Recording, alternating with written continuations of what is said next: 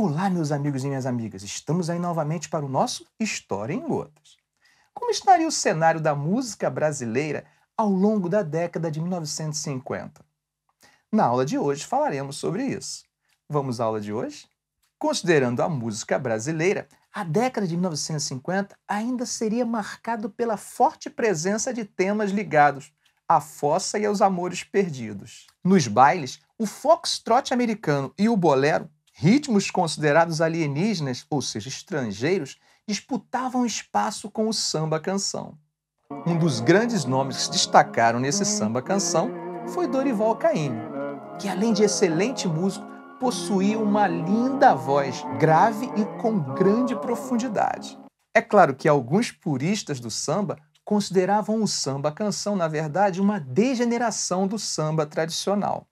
Entre os sambas inesquecíveis da década de 1950, para ficar ali na temática da fossa, eu destacaria a gravação de 1951 de Lupicínio Rodrigues, Vingança, e a conhecidíssima música gravada em 1959 por Dolores Duran, A Noite do Meu Bem.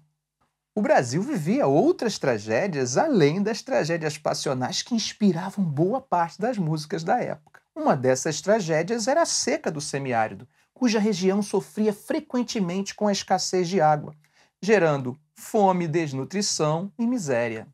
Em 1932, o semiárido vive o auge de uma seca que se prolongava desde 1926. Os resultados devastadores chamam a atenção para um problema que o restante do Brasil tentava esquecer ou evitava tomar conhecimento.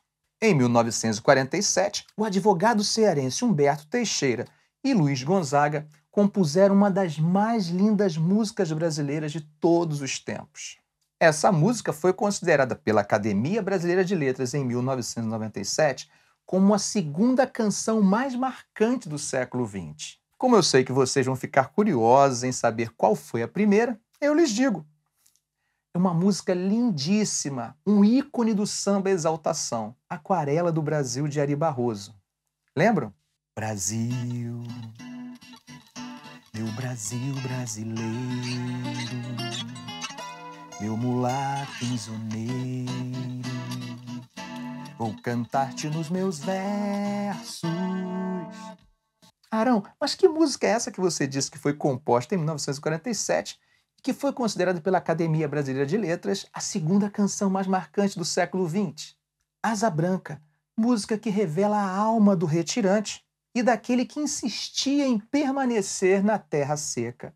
Quando olhei a terra ardendo, qual fogueira de São João, eu perguntei, ai, ó Deus do céu, ai, por que tamanha judiação? É claro que a literatura já havia se debruçado sobre a temática da seca no semiárido. Só lembrarmos, por exemplo, de O 15, de Raquel de Queiroz, e de Vidas Secas, de Graciliano Ramos. Mas a música de Luiz Gonzaga reverberava nesse movimento demográfico, nessa urbanização concentrada em que o Brasil vivia naquele momento. Afinal, esse processo era tão intenso que transformaria o Brasil em um país majoritariamente urbano já em meados da década de 1960. As cidades de São Paulo, Rio de Janeiro e o projeto de construção de Brasília reuniam fatores de atração dessa população do semiárido em busca de uma vida longe da miséria produzida pela seca. Quer ver um exemplo? Se você vive no Sudeste e tem em torno de 30 anos, existe a probabilidade de um dos seus avós terem chegado ao Sudeste nessa década de 50. É nesse espaço que o baião de Luiz Gonzaga encontra colo e se expande no imaginário não apenas do retirante, mas dos seus descendentes e de seus amigos.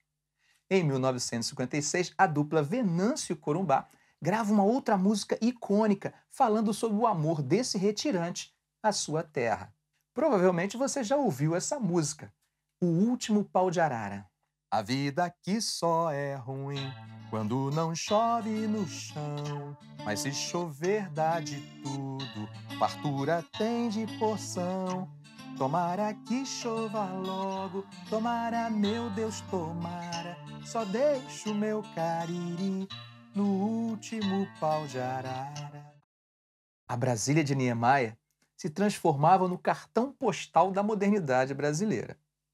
Que gênero musical brasileiro passaria a ser o cartão de visitas do Brasil no mundo? Ficamos por aqui. A resposta para essa pergunta fica para o próximo vídeo. Ok, gente? Um grande abraço e até lá!